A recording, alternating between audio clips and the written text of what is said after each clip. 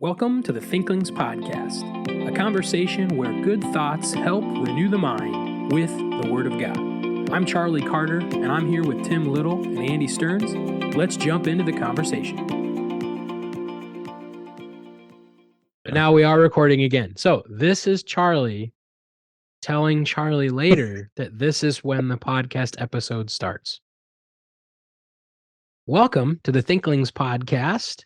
In this episode, we are going to talk about alcohol a second time. So we're gonna take a second drink, maybe. No. I just wanted to see what reaction I would get from you guys. No. So yeah, we're gonna talk about the first episode again. We each have some other items we'd like to add into the conversation. But before we do that, as always, we have some Thinklings business to tend to. Books and business. Let's talk about some books. I think I'm supposed to go first. So we just went on a trip.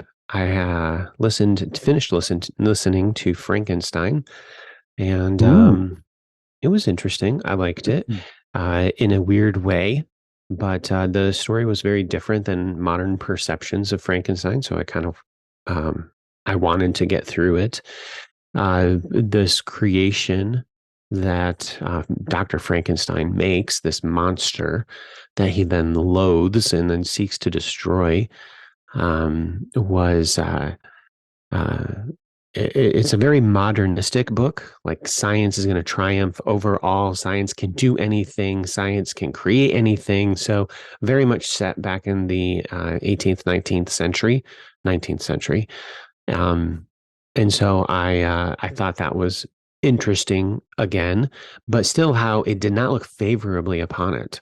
So he creates this monster and then loathes the monster, is terrified of the monster, runs away from the monster, and then the monster kills the people that are close to him, and he's trying to kill the monster.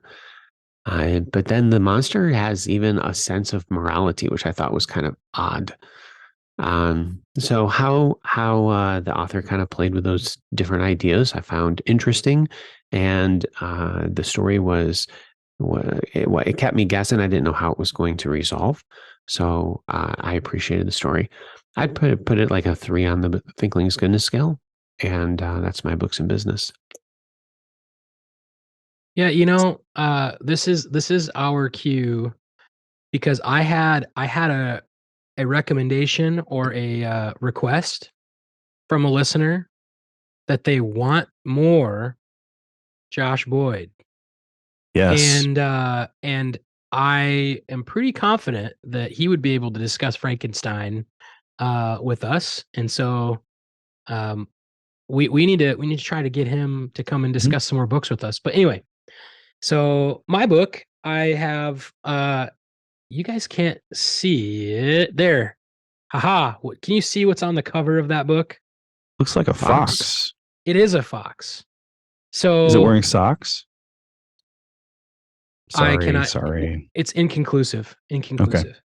So I was in Williamsburg yesterday, and I stopped in at my good friend Cameron Dietrich's house and his wife Anya.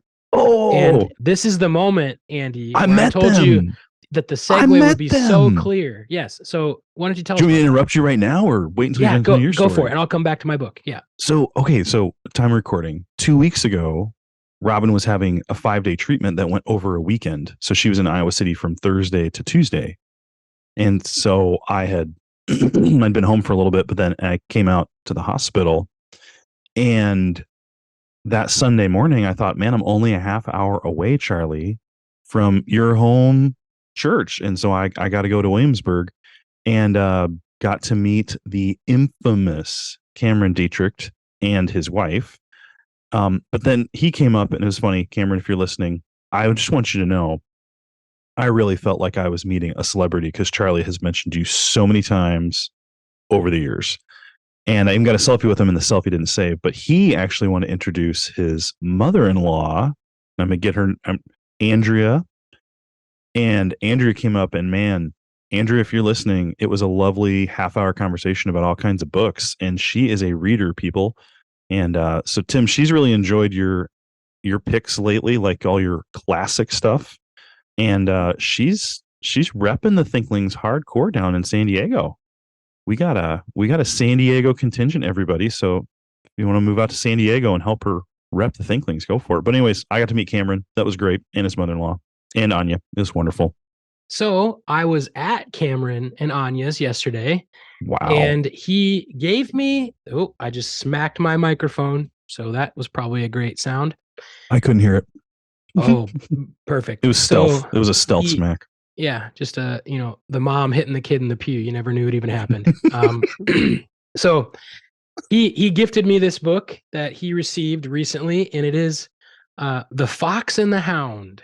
And so the Wow. written material that sourced the Disney movie, and I did start reading it this morning when one of us got his toe stuck in the sheets, to use Andy's phrase.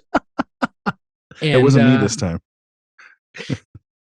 So that by process of elimination. Anyway, so I started reading it this morning, and it's obviously going to be much different than the movie version. And so the very first chapter is just the dog, the fox and the hound. It's from the hound's perspective, and he's going out and tracking with his master, and it's kind of giving you insight into the thoughts of the hound. And I'm really interested to see how the story develops in the written form. But so that's my short books in business. Cameron, thank you for the gift. And that and I think in his words, he's like, I hope this is left field worthy. So like a summer in left field book. And I think it is right in the vernacular of a left field book. So I'm excited to read that. So he hasn't even read it yet. I don't believe he read it. Well, maybe he did. I can't remember. When we were chatting, he's rather well read. And actually, I have to say, he and his wife has some exquisite tastes and opinions on Lord of the Rings. I'm just going to say that we had a lovely Lord of the Rings conversation. Yes. And by all rights, so Cameron was much into Tolkien and Lewis and all of that well before I was, because I was a pagan Philistine.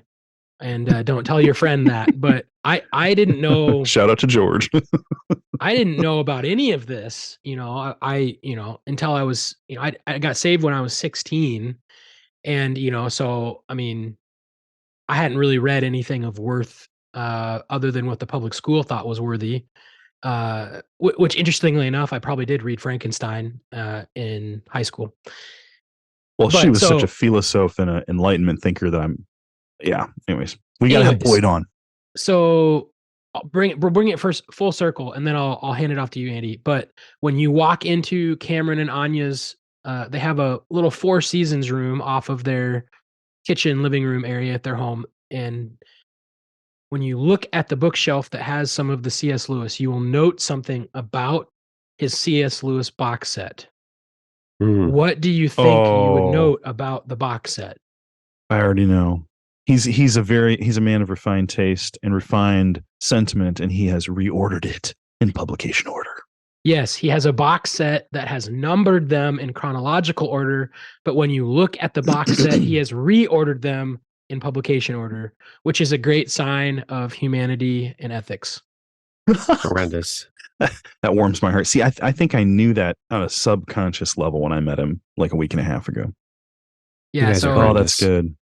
Yeah, so we'll bring it full circle. I'm excited to read Fox and the Hound, gifted to me. And so this would be the second book in Books in Business that has been gifted to me from Cameron.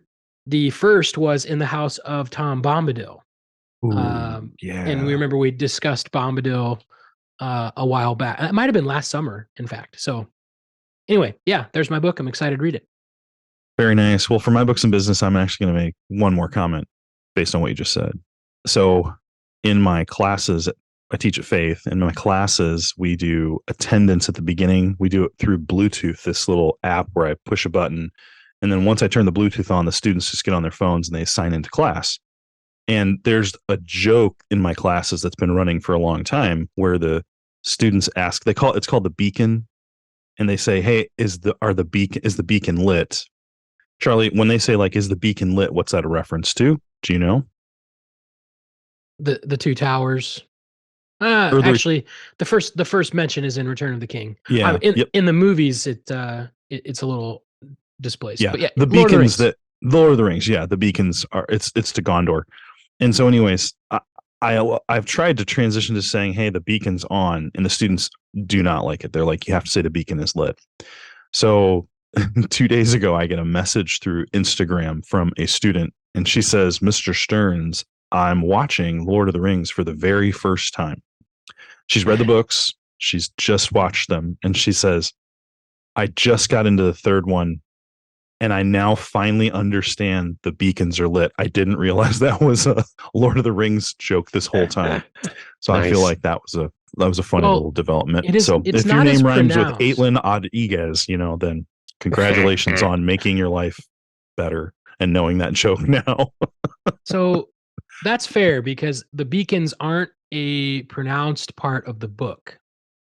They Yeah, become no. they're more dramatized in the movie to create Yeah. this tension. Yep. But when Gandalf comes riding into Gondor, or when he's on his way to Minas Tirith in the third book, Mm-hmm. they're just the beacons are already lit. It's like a passing comment Yeah. that Yep. you see the beacons, and so We don't need to talk about it now because we could talk too long. But Jackson is as we're reading through, we're almost through the Fellowship. I guess this counts as Bookman's Business. Me and the kids are almost through the Fellowship, and I really think Jackson tried to do as good as he could with these for the movies. The Hobbit's a totally different story, but I do think he tried to do a good job. All right, so for my books and business, though, everybody,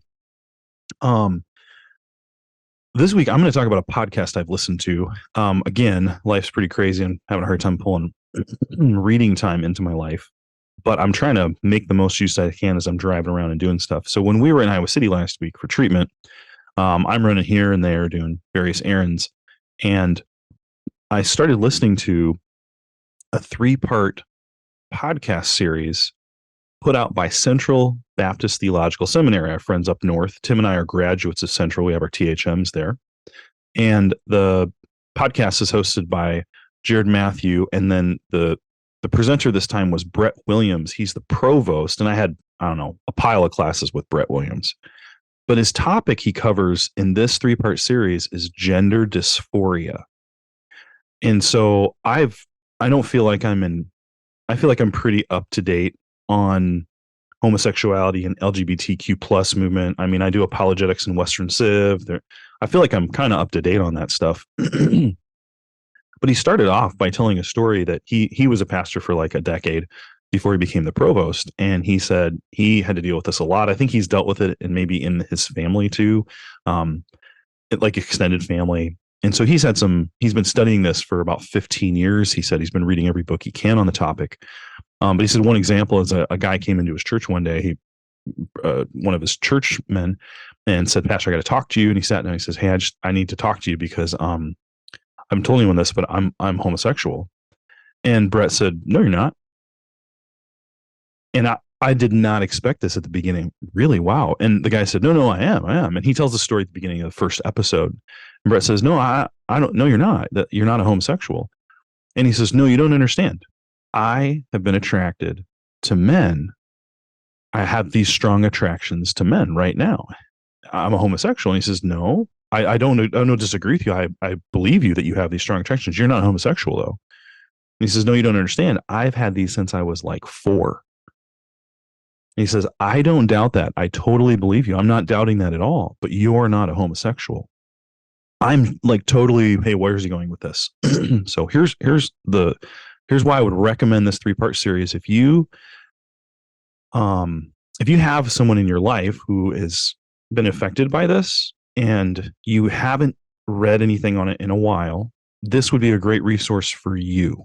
It might be a good resource to hand them. I don't know. I don't know that I would. It's not going to be against them, but I would just say that I think it might help you to understand the situation. So he's going to make over a 3-part series a really good historical study he's going to give a really good historical study on the issue and the topic of homosexuality. So I'm going to give you a couple of highlights for my books in business because I think this is really helpful.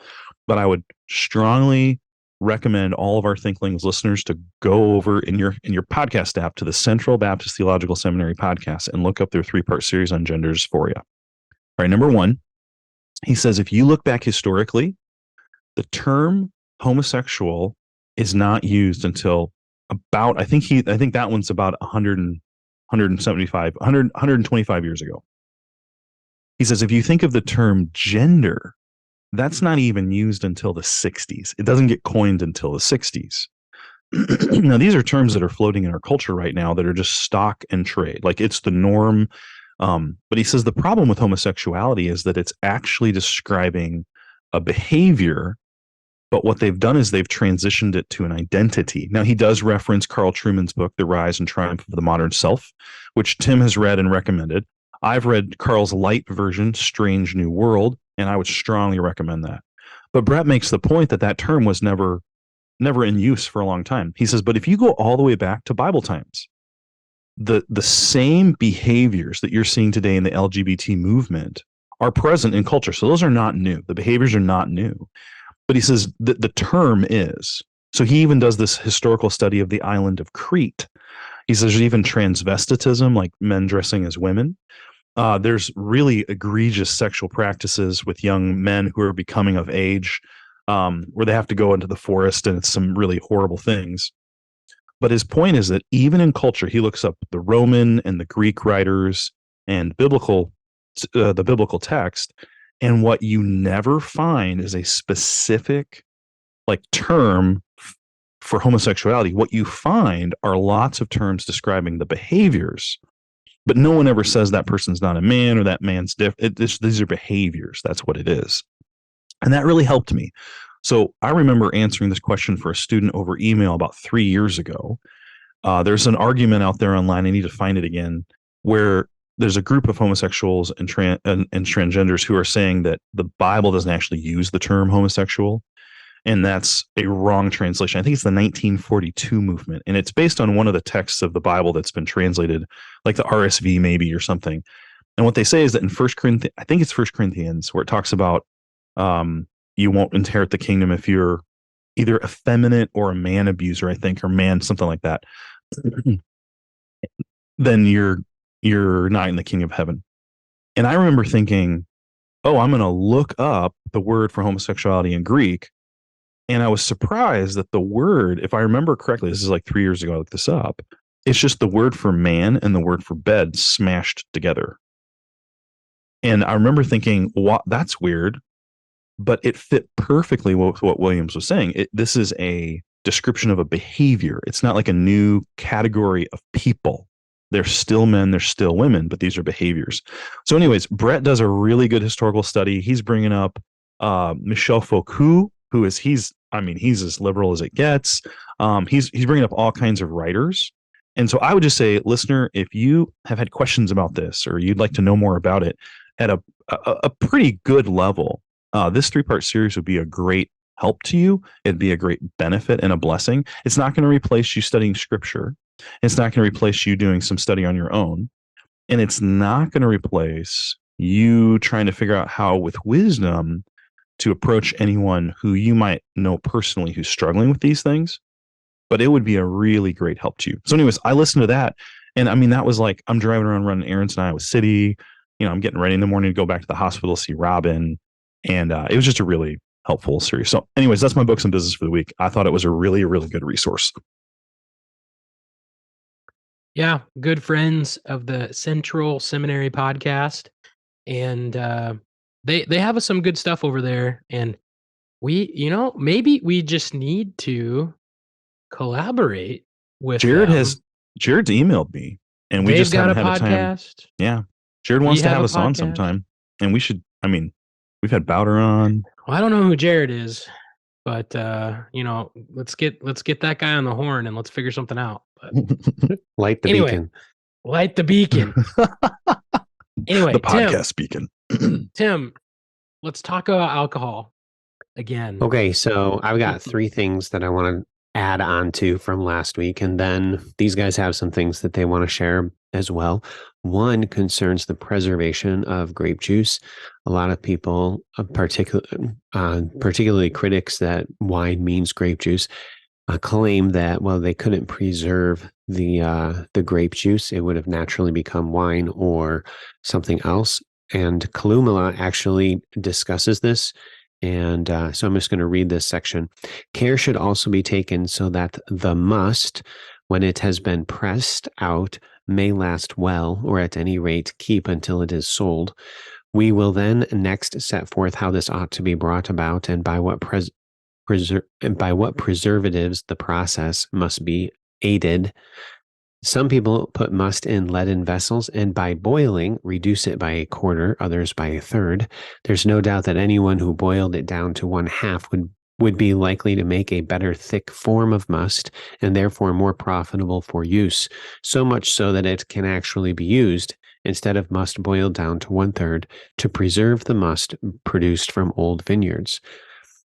We regard as the best wine any kind which can keep without any preservative, nor should anything at all be mixed with it by which its natural savor would be obscured, for that wine is most excellent which has given pleasure by its own natural quality. So the first thing to observe in this big long quote was that he equates must and then what's created from the must, wine. And this is clearly referring to grape juice that's been boiled down. Other documents reveal that they could use salt to preserve the grape juice. But again, the point that Klumala is making is that it's better if it doesn't have any of that stuff, that you can just drink it plain. So that's number one.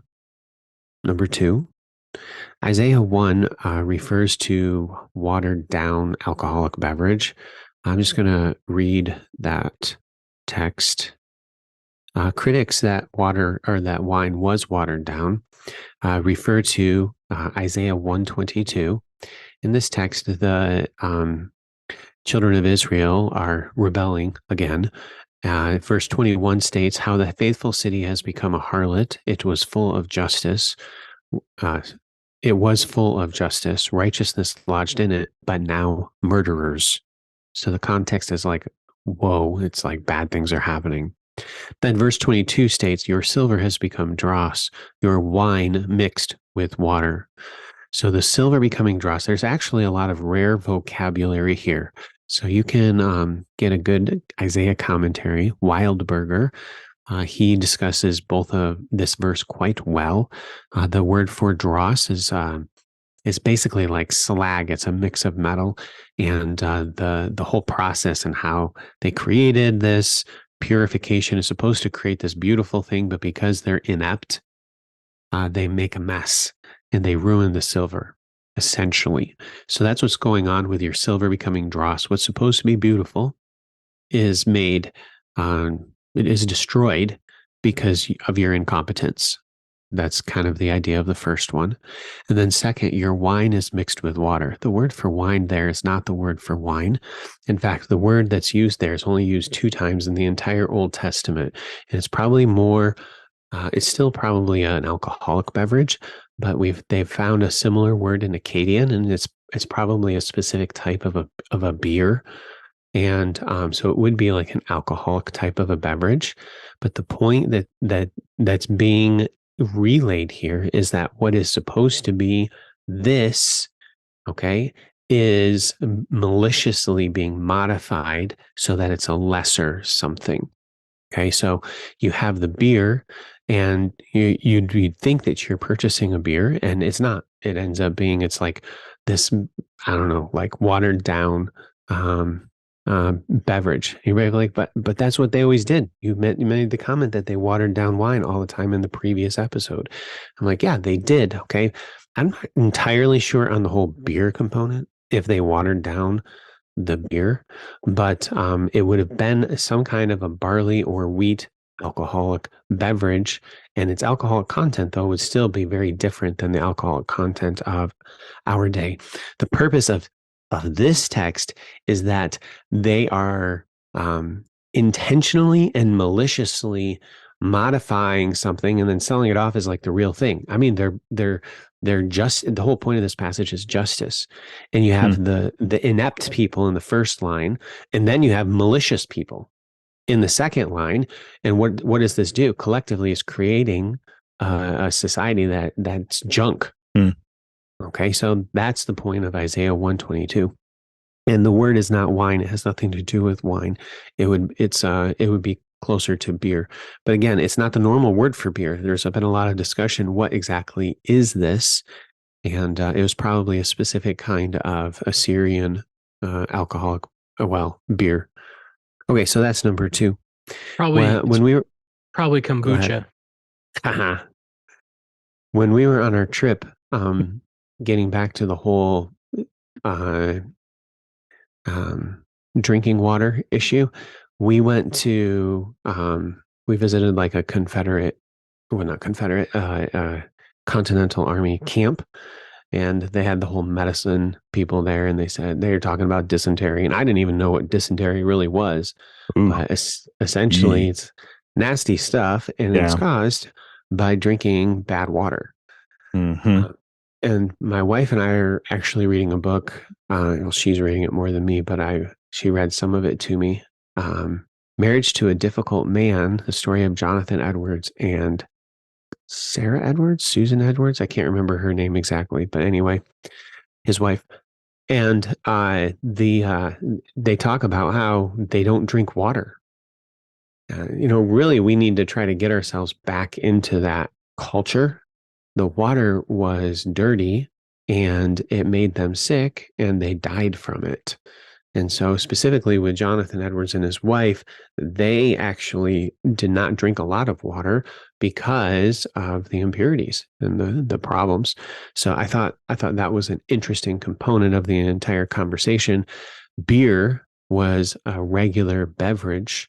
That alcohol content would have been much lower than what you would see in the grocery store. And it was a safe beverage to drink. So they gave it to their kids. Everybody drank that stuff.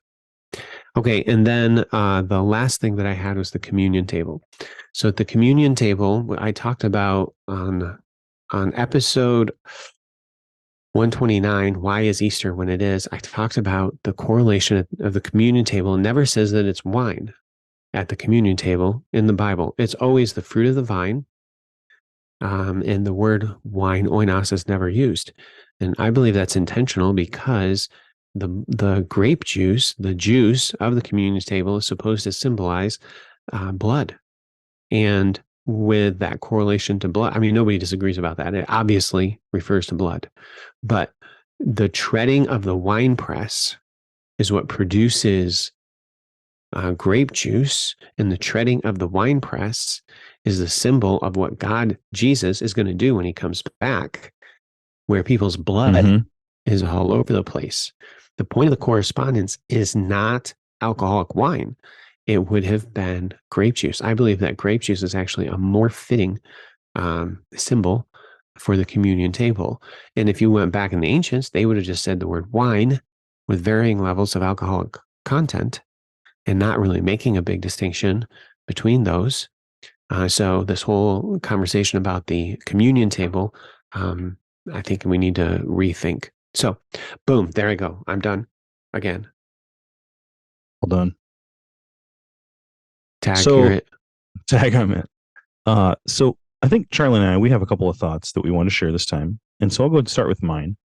So growing up, I was public schooled, and I had friends who would go out and drink. And I never really had an attraction to it. I never had a desire. I had a real fear of it.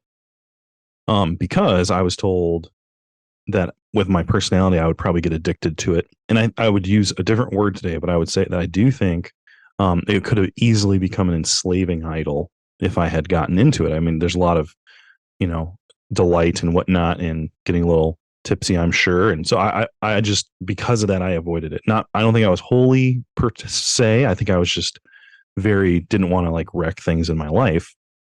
I'm thankful for that caution though, because it did spare me from a lot of big problems. There was a friend of, sort of a friend of mine. I'd played baseball with him, And he had gone to a party. I think this is our junior year. I want to say end of the junior year. And he had a Kawasaki Ninja, really, really fast motorcycle. And so he left the party drunk, and his buddy was with him. And he went like 85 down a 25 street and T-boned a van and died instantly. His buddy flew over the van. And as he flew over the van, he clipped his shoulder and flew 60 yards or whatever, 60 feet, landed, and his whole arm was just being held on by like a bare strap of like muscle. That was it. And so there was a lot of like we sort of understood the severity of alcohol. So growing up, I had never heard your argument, Tim, that perhaps it was less alcoholic. The wine was less alcoholic, or even just grape juice. I'd never heard that, but I was always trying to wrestle with like, what do you do with this? And it was very in vogue to say it's okay to drink, just don't get drunk. And so the verse that everyone would point to is Ephesians 5:18, says, "Do not be drunk with wine, which leads to debauchery, but rather be filled with the Spirit." And so the metaphor there in that text is, if you fill yourself with wine, the thing that's controlling you is the alcohol. So then what you should be doing is allowing yourself to be controlled by the Spirit. And it even says in there that when you get drunk, it leads to something, and it's debauchery or dissipation. It's essentially like really wicked living. And so thinking about that growing up, I think that was sort of the big warning that I took, that even if someone were to make the argument that it's okay, man, there's a big risk here. So I was kind of comfortable with that. But then one day, I can't remember when in my education, Dr. Doug Brown was making a comment about this in class. I don't even think it was the main point of class.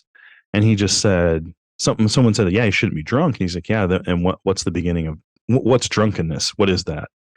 And so I'm just going to, he made a comment, and then I've just thought it out in my own head for a long time. So here's my main, aside from Tim, your argument that it's perhaps, I think I'm persuaded that it's probably not as alcoholic, and maybe not alcoholic at all. It's the sweetness of the grape juice.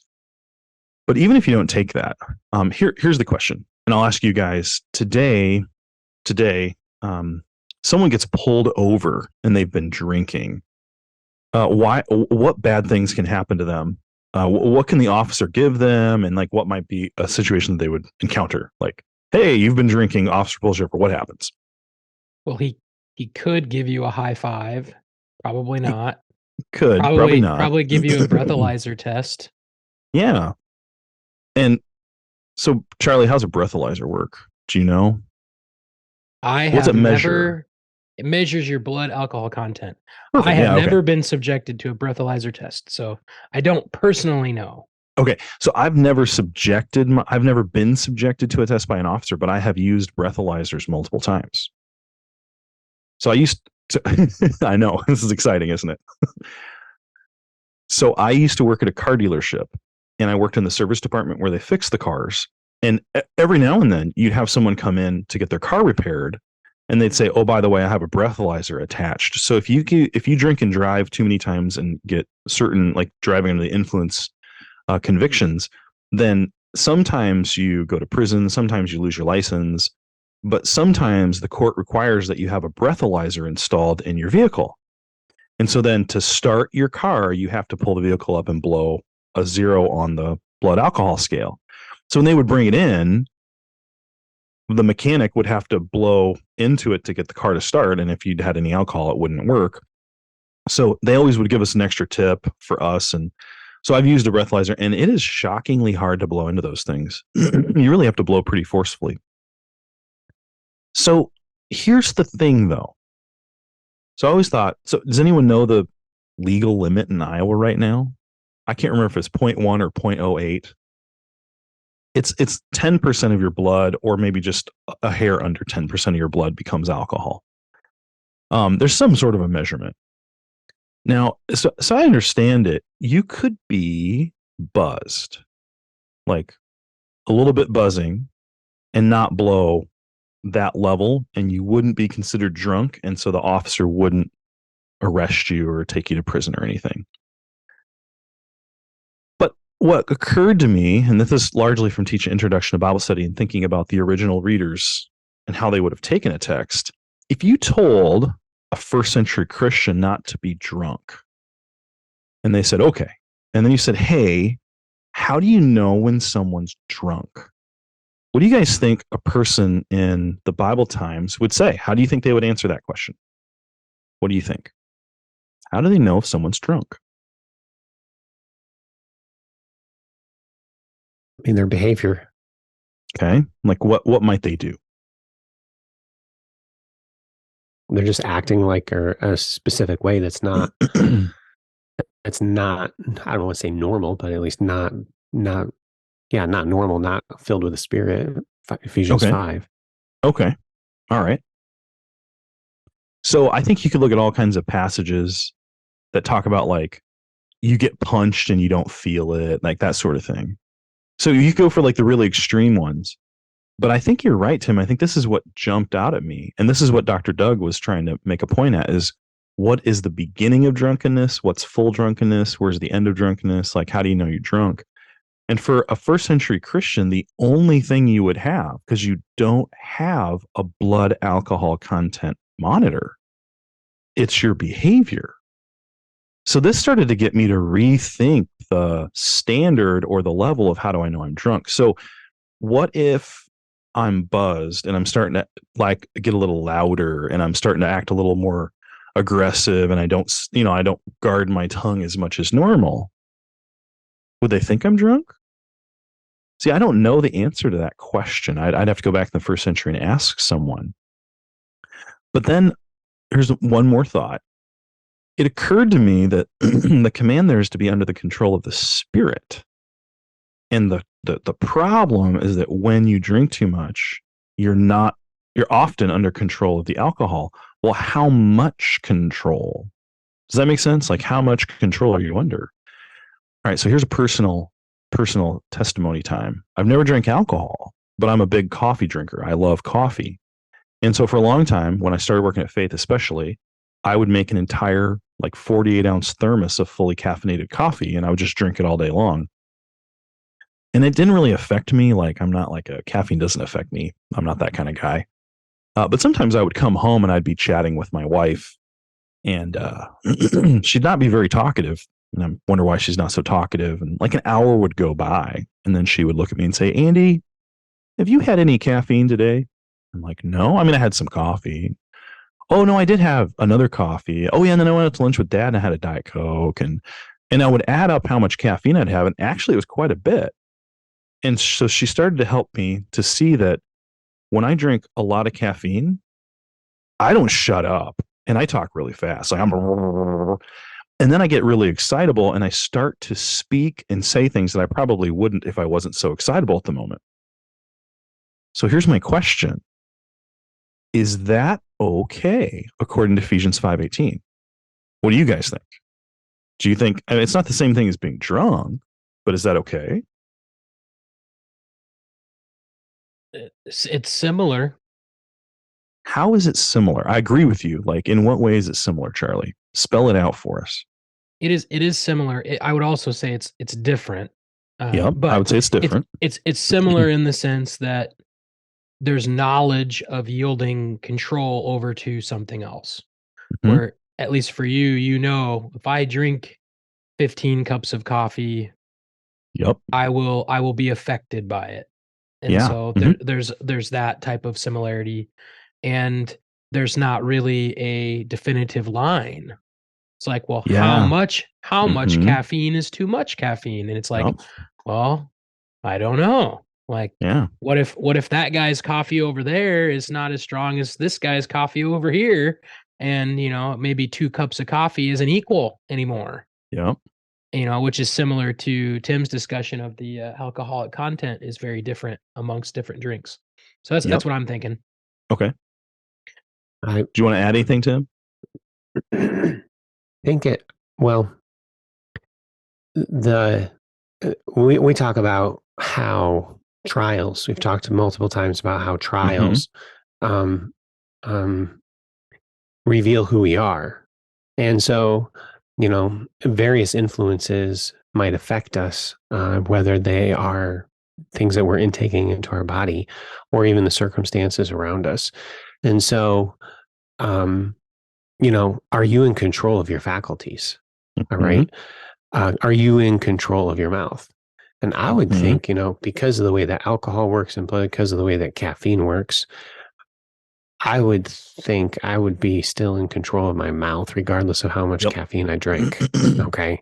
Mhm. And so even if the caffeine is making that harder, Mhm. Yeah. okay, that might be one thing. But at the same time, well, shut up, or get control of yourself, Yeah. or you see what I mean? Yes. So Mhm. whereas the way that alcohol works, um, similarly, I think in the ancient world, there was a little bit of alcohol in it, and wine gladdening the heart of man. Mhm. Okay, so it talks of it in that way, where a little bit would not necessarily be like I'm out of control, Mhm. which for them would have been a lot of it because of it being watered down and not Mhm. as high of an alcohol content. But still, it would be a time of joy and happiness, and it could help accentuate that. So that's why I think Okay. there would be like a difference there. The point that I think it's really driving at is, am I in control of my body? Mhm. And with alcohol, at some point, you're not in Yep. control anymore. And so with caffeine, I don't think that ever could really happen. I would think you should be able to control yourself regardless. Anyway, those are just my initial thoughts. So no, that's very helpful. So that's part of what helped me to think this through. Now personally, I have a limit on how much caffeine I drink every day. It's not a law, it's a grace limit. So if I drink a little extra caffeine, I'm not concerned. But there are times where I just get really excited about what's going to happen. Like sometimes we'll go over to my family's house, my parents, and we'll be going to grill for the day or something. I'll get all excited and we're going to play games and I'll just be out of control sometimes. And that's a self-control issue. But that doesn't mean I don't go over to grandma and grandpa's. It makes sense. My parents. So I would say that here's where another issue pops up.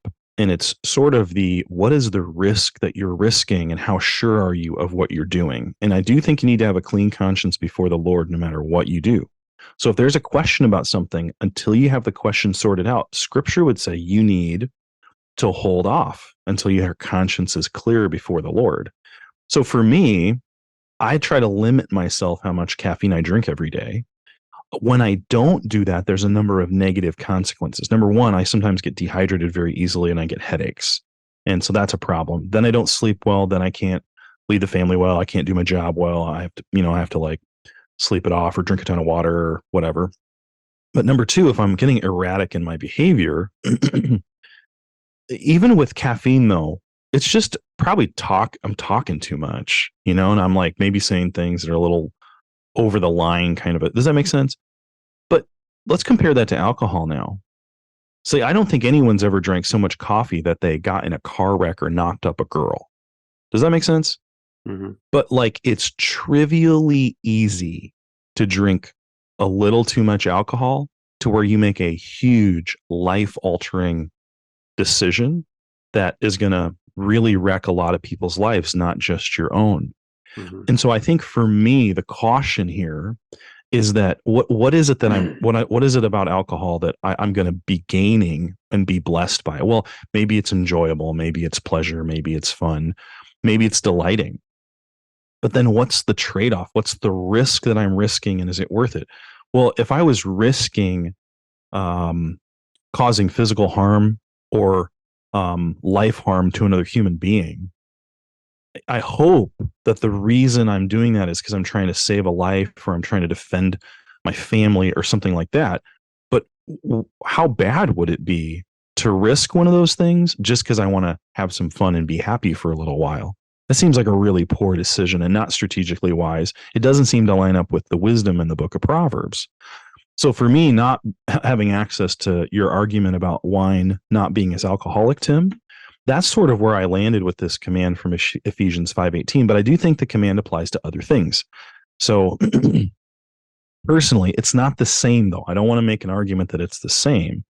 But when I think about caffeine, I should be wise and be careful with it. Now, I don't, Charlie, you can jump in later if you want, but I know you've been very careful with caffeine recently because you're trying to guard sleep. I've also experienced, I've done a diet a couple of times where I can't have any caffeine after noon, and I hate it because I love afternoon coffee. But you know what happens every single time? I sleep phenomenal and my quality of life is better. I think I actually lose weight because you actually do a lot of weight loss stuff when you sleep, and I sleep more. Um, I fall asleep quicker. I sleep deeper. It's just way healthier, but I really like my afternoon coffee. Now, I think that's a managing and a stewardship issue.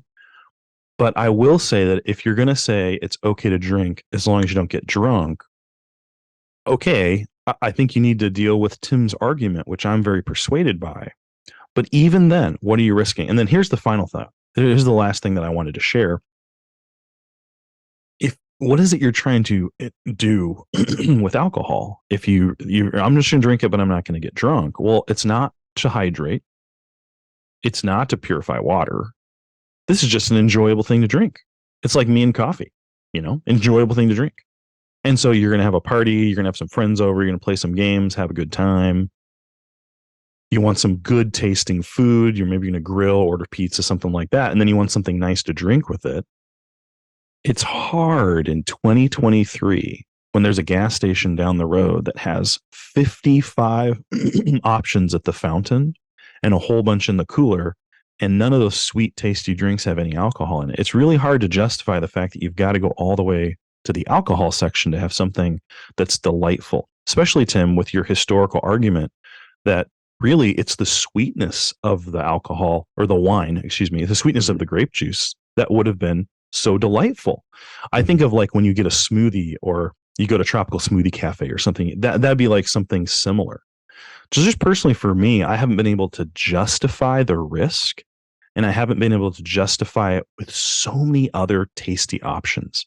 If the grid goes down in America, okay, the whole globe goes down, there's no power, there's no water, there's no electricity, we're all hiding out in the mountains, and we've got to make moonshine to purify water by putting like a tablespoon in a big bucket. Okay, like I'm not losing any sleep over that because we're using it for water purification.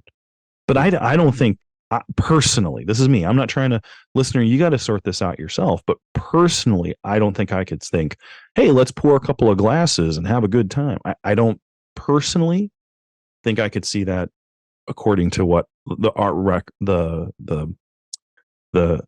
exhortations are in Scripture. So that was what I wanted to share. Charlie or Tim, if you got thoughts on that, or Charlie, what are your thoughts you want to share? Tim, you have anything? So, just following up, I didn't know a lot of this stuff until recently. My growing up was very similar to yours. Is like there's a lot of risks associated with this substance and behavior. So why get into it? And personally, like my first exposure to even beer was we used to walk along the streets and pick up cans and then go and redeem them for money. Yep. As kids. And I mean, one time I came across one that was full of beer, and I mean, that thing was worth 5 cents, guys. I mean, I popped the thing and dumped it out and took it to the redemption center, and it splashed on my clothes. I didn't realize it, but when I was dumping it out, it was like splashing on my clothes. And then I went to my grandma's because that's where we were at the time, and they kicked me out of the house because I stunk. So there was that component of it too, where for me, it just didn't smell good. Everything associated with it was not desirable. And it just seemed like something that was full of danger. So why indulge in and get involved in it? So my upbringing was very similar. All right. I had to sort cans at the grocery store in high school, and it was the same thing. It was stinky. That's all. Yeah. It does have a distinct aroma, and pun intended. But that was anyway, really good. So I had a very different interaction growing up with it. And I would just say, when we get into issues of conscience, we must remember that a conscience can be correct or incorrect. Right. A conscience can be seared. So it is really not a valid argument to justify or to condemn, to say, my conscience is okay with it. Because my conscience could be okay with many things it should not be okay with. And my conscience could also be hindered or disturbed by things it should not be hindered or disturbed by. And that is, I think, a reminder for us that just because someone's conscience is or isn't okay with something, that does not determine its morality, its efficacy, its practicality. So I think that, and there are passages that speak to those issues in the Bible, but for the most part, we live in a culture that has desensitized alcohol. So we do not live in a culture that has a moral conscience of anything wrong in regard to drinking. It is common. It's even in the Midwest, it's understood that most teenagers are going to drink beer underage. And in fact, that's okay. There's a popular country song that's out right now. And, if you know a little bit more about Charlie, growing up in Southern Iowa, country music has a nostalgic feel to me, and I recognize its lower art form and its poor taste, but there are some, portions of country music that I do enjoy, and I have to be careful with that. But there is a popular country song that's out right now, and it has a line to the effect that I wish teens drinking on the back roads would never get caught. Oh. And that is the cultural feeling towards alcohol, certainly in the Midwest of the United States. And I'm to understand it's even worse in other countries where alcohol is not a problem at all. The drinking age is much lower in other places in the world. And, uh, you know, we understand that those decisions are not made in a vacuum, that their decision on legal drinking age is connected to their moral and ethical compass. And so maybe not directly affected, but they are connected. Um, all that to say, I grew up and it was okay. I was around it all the time. I mentioned on the previous podcast that I've partaken of alcohol. I think as early as maybe 14 years old, somewhere in that ballpark, or maybe even younger. And I shared on the previous podcast that I have in fact been drunk to the point of where you are completely out of control, and I had to bear the problems of that the next morning. And that alone, I don't understand the practicality of why people uh, drink. But all that to say, I think that there's this phenomena where newer Christians that come out of the culture realize things about the culture that maybe second generation or third generation or beyond Christians don't realize, because they've been trained differently in what their conscience is okay with and what it's not okay with. And I have noticed first generation Christians, and this is anecdotal evidence, I can't prove an argument with it, but I have noticed first generation Christians in this cultural context, upon getting saved, immediately distancing themselves, not just from alcohol, but from other substances. Yep. The most profound of these examples to me is my father. He grew up in Southern Iowa on a farm, and he drank his entire life. He got saved when he was 63, and he instantly, without any prompting, had a red flag. Like, wait, hold on. These seem different. These two ideas seem contrary. His conscience started having an issue that had never had an issue before, and that involved something else that he loved to do, which was smoking his pipe. And it was very common as we would go out fishing that he would light up a cigar, and he always told us, it keeps the bugs away. I don't really know if that was the reason he was doing it, but um, he instantly recognized some discrepancy there as a new believer. And that really came to a T on a trip that we took to Canada, and a little bit of Carter family history. My dad, before he met my mom, for a span of about maybe 15 years or so, every summer after the crops had been planted, he would drive up to Canada into Ontario, and he was a fishing guide at Lumberjack Lodge on Sturgeon Lake in Ontario. And the owners of that lodge had a son about the same age as my dad.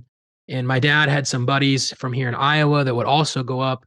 And they did two things all summer: they would fish and they would drink. Mm-hmm.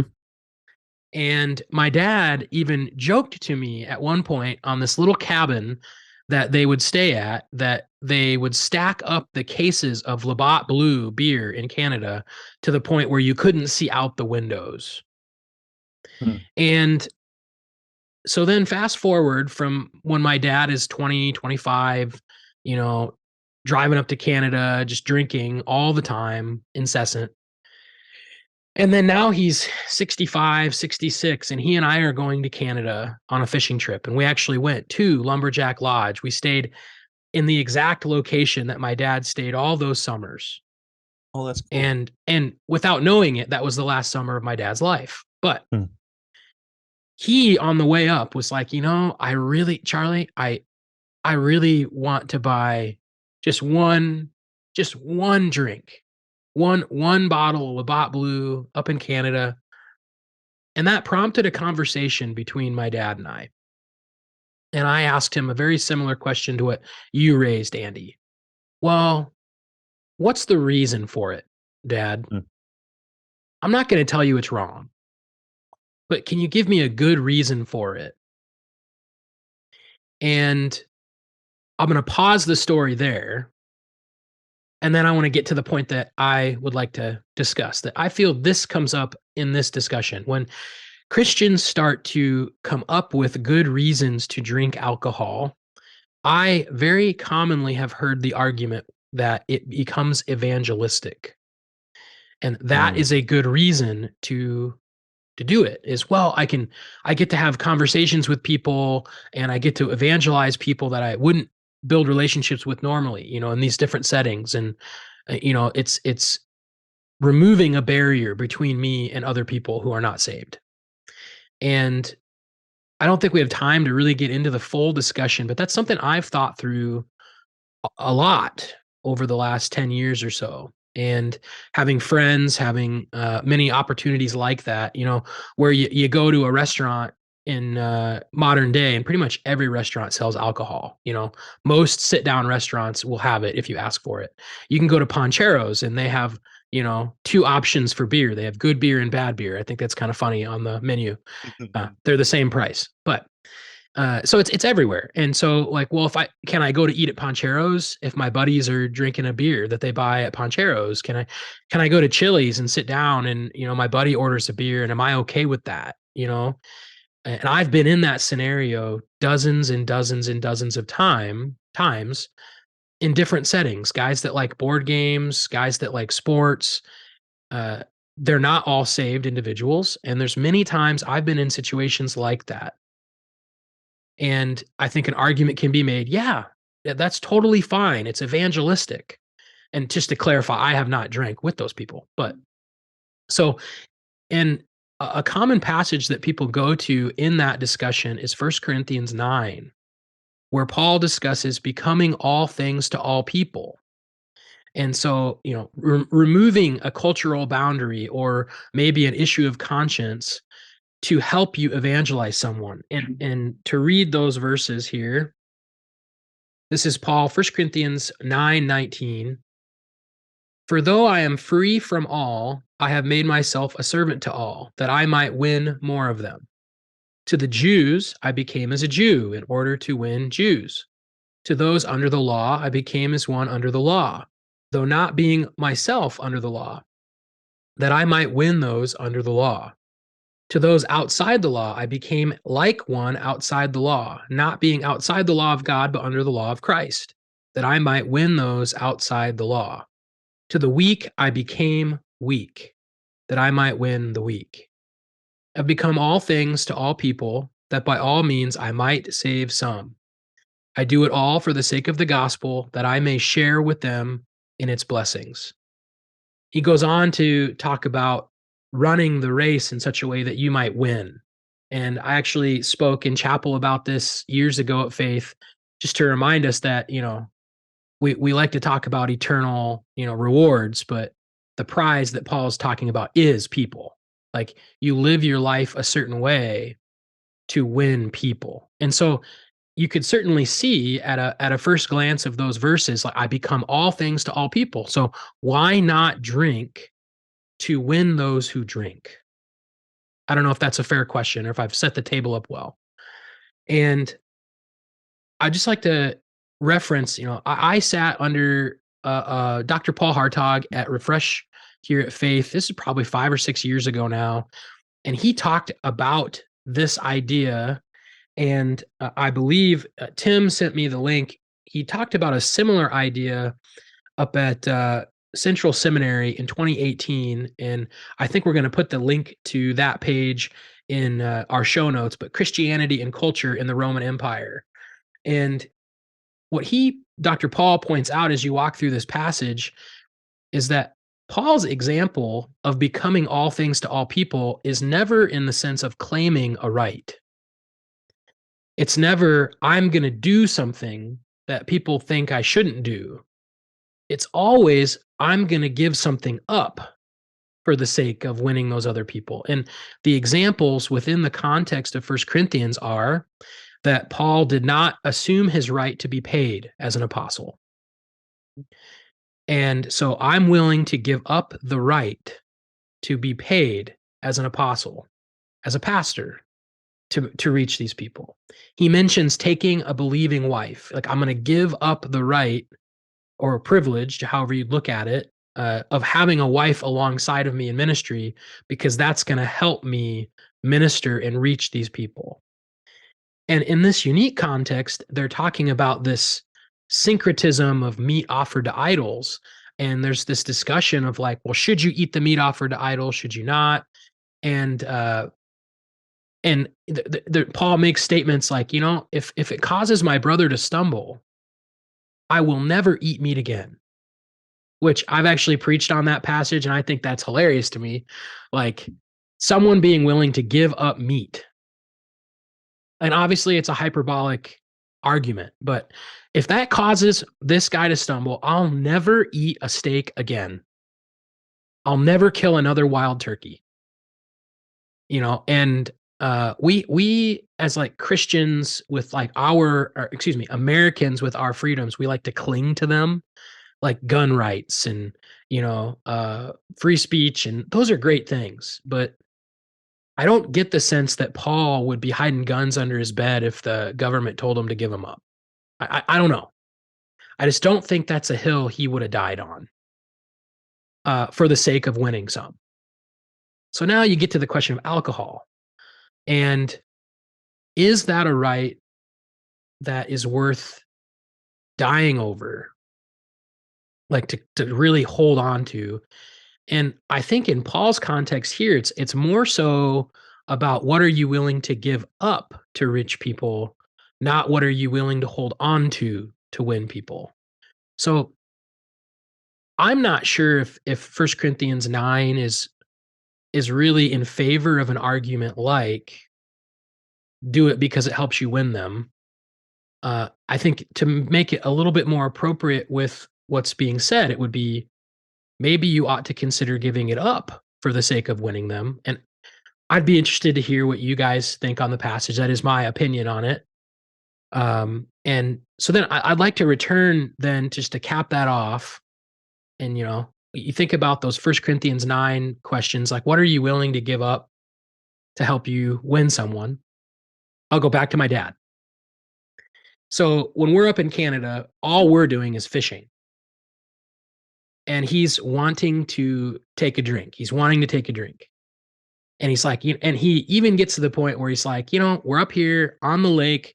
No one will ever know about it. And I thought it was interesting that he was a little worried, or at least emboldened by the idea that no one back home would know about it. And so I asked him a question, why is it appealing to do it in a setting where nobody knows about it? And he started getting the Ooh. wheels turning on that. And this, and by the way, this is not one particular conversation. This is, we're in a cabin for like 10 days on a lake. Okay. So there's many conversations where we're talking about this. And it eventually comes to the idea that, well, I wouldn't want people to know about it because I'm a Christian. But if I did it here, they wouldn't know. And so his concern was about his testimony of, he had given it up when he got saved because his conscience instantly had that tension. And I think that affection towards it was encouraged within the ministry he was at, what I think was positive. And he felt that tension, but then he thought the release of that was, well, here no one would know. And so we started having a conversation about, well, how important is it to you to maintain that conscience, that testimony of what God has done in your life? And when we drove home, and I will just say he decided, you know what? It's not worth it. There isn't a good reason for me to do this, even though I want to. Like, because what about my unsaved friends back home who I've tried to share Christ with? What would they look at this? How would they look at this? And his mindset changed from not, like, he knew like, it's okay, I can do it, no one would know. His mindset changed to, like, why do I want it so bad? And it's actually very similar to what Andy was talking about earlier. It became like, am I willing to risk this for the sake of my testimony? Like, I think, and I think his conclusion in the matter was, I would like to be able to tell people that once I got saved, I never needed to go back to that. I never did go back to that. And so I guess that's, as Tim was talking about it, I have in the backdrop of my mind a 65-year-old man who drank his whole life, who gave his life to Christ, instantly recognized that maybe there's some discord between the culture he grew up with and the culture he was now experiencing in the church. And when he was faced with that opportunity, and with that idea of, is it okay to drink, you know, um, and then with the idea I've brought into the conversation of, is drinking a means of evangelism? His conclusion was, this actually might hinder my evangelism, not help it. And I was incredibly proud of him as his pastor and as his son that he came to that conclusion. I tried not to push him very hard on it. Um, but I think that would be a really worthy thing to think through is am I willing to, we can let the moral discussion go to the wayside, even though we each have particular views on that. But are you willing to give something up like that to maintain a testimony before the Lord and other people in our culture that view alcohol very differently? Or do you want to claim something as a right and maybe communicate that there's not a difference between you as a Christian and the world around you? And lest I be pegged as like a teetotaler and, like some irrelevant, fundy, John Piper makes this exact same argument in an article he wrote in 1996. That, there's a balance here between claiming a right and giving things up to separate from the world, but also trying to build bridges into people's lives.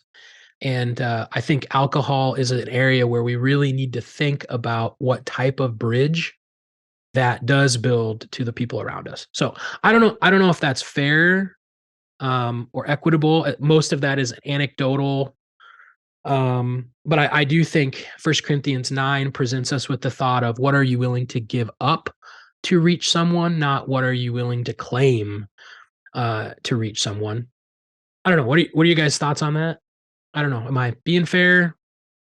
I think so. I think I like I wrote down, I was taking notes as you were speaking, and I thought it was interesting that both examples you gave that Paul gives is giving up a good thing. Like it's totally good to have a wife. It's totally good to eat meat. But he's willing to give those things up. And I just thought to myself, that is a good example. And so I think that's worth considering. You also mentioned how your dad, like he got saved and like instantly. He's like, there's an incongruity here.